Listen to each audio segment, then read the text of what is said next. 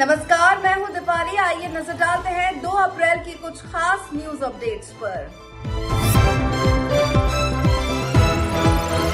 Trump देते रह गए फाइनल वार्निंग, ईरान ने दाग दी मिसाइलें। मिडिल ईस्ट में जारी युद्ध के बीच हालात और गंभीर हो गए। अमेरिकी राष्ट्रपति डोनाल्ड ट्रंप के कड़े अल्टीमेटम के तुरंत बाद ईरान ने इजराइल की ओर मिसाइलें दाग दी, जिससे क्षेत्र में तनाव और बढ़ गया। ईरान ने गुरुवार को इजराइल की तरफ से मिसाइल हमला किया। यह हमला उस वक्त हुआ जब ट्रंप ने राष्ट्र के नाम अपने संबोधन में ईरान को चेतावनी दी थी कि वो तुरंत समझौता करे और युद्ध रोके। इजराइल की सेना ने बताया कि उसने ईरान से दागी गई मिसाइलों को पहचान लिया और उन्हें रोकने के लिए एयर डिफेंस सिस्टम एक्टिव कर दिए गए हैं।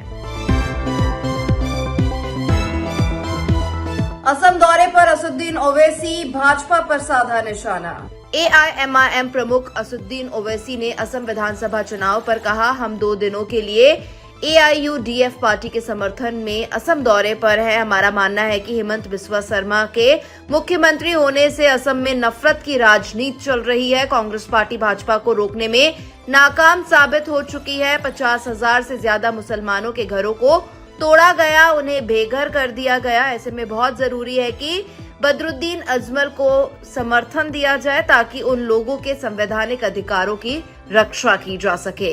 हाँ, हम 2 दिन के लिए आसाम आए हैं AIUDF जनाब मौलाना बदरुद्दीन अजमल साहब के पार्टी की सपोर्ट करने के लिए। और हमारा मानना यह है कि आसाम में जो राजनीति चल रही है, हेट पॉलिटिक्स चल रही है, नफरत की राजनीति चल रही है हेमंत बिस्वा शर्मा मुख्यमंत्री की जानिब से, और कांग्रेस पार्टी बिल्कुल नाकाम साबित हो चुकी है बीजेपी को रोकने के लिए। और कांग्रेस पार्टी की वजह से ही आज हेमंत बिस्वा शर्मा और बीजेपी सत्ता में है। और आए दिन हम देख रहे हैं कि 50,000 से ज्यादा मुसलमानों के घर को तोड़ा गया, उनको बेघर कर दिया गया।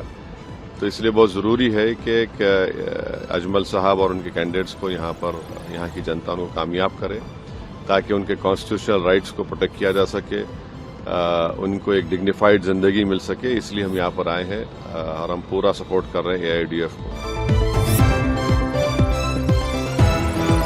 हनुमान जन्मोत्सव को लेकर मंदिरों में उमड़ा श्रद्धालुओं का हुजूम। हनुमान जन्मोत्सव 2024 के अवसर पर महावीर मंदिर में दर्शन पूजन के लिए श्रद्धालुओं की भारी भीड़ उमड़ी। इसके अलावा भी देश भर में हनुमान मंदिरों में भक्तों का हुजूम देखने को मिल रहा है। श्रद्धालुओं की भीड़ को लेकर मंदिर प्रशासन की ओर से भी तमाम इंतजाम किए गए हैं।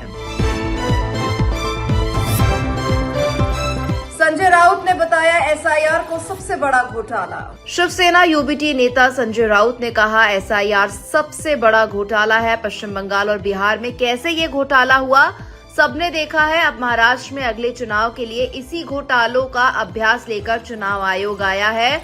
आंध्र के विधानसभा चुनाव में किस तरह से रात के 11 बजे के बाद 14 लाख वोट बढ़ाए गए, 4.7% वोट किस तरह से कुछ सेकंड में बढ़ाए गए और फिर तेलुगु देशम पार्टी और भाजपा गठबंधन की वहां जीत हो गई। ऐसा तो सबसे बड़ा घोटाला है।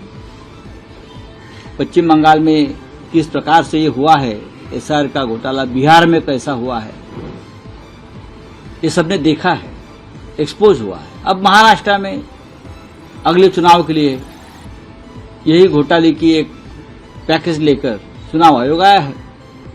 प्रकला प्रभाकर राव जाने माने इकोनॉमिस्ट है, उसने एक बात देश के सामने लाई है। आंध्र के चुनाव में, विधानसभा चुनाव में किस तरह से रात को 11 बजे के बाद 14 लाख वोट बढ़ाए गए। बताया ना 4.7% वोट किस तरह से कुछ सेकंडों में बढ़ाए गए और फिर ये तेलुगु देशम बीजेपी वगैरह जीत गए उसमें।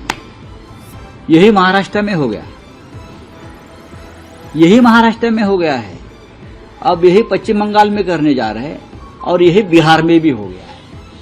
उनका चुनाव जीतने का जो फ्रॉड फॉर्मूला है वो धीरे धीरे एक्सपोज हो रहा है और इतने आसानी से हम उनको ये छोड़ेंगे नहीं, हम नहीं छोड़ेंगे, देखेंगे। केरल चुनाव को लेकर LDF ने जारी किया घोषणा पत्र। केरल चुनाव को लेकर मुख्यमंत्री पिनाराई विजयन ने LDF के अन्य नेताओं के साथ मिलकर लेफ्ट डेमोक्रेटिक फ्रंट का चुनावी घोषणा पत्र जारी किया।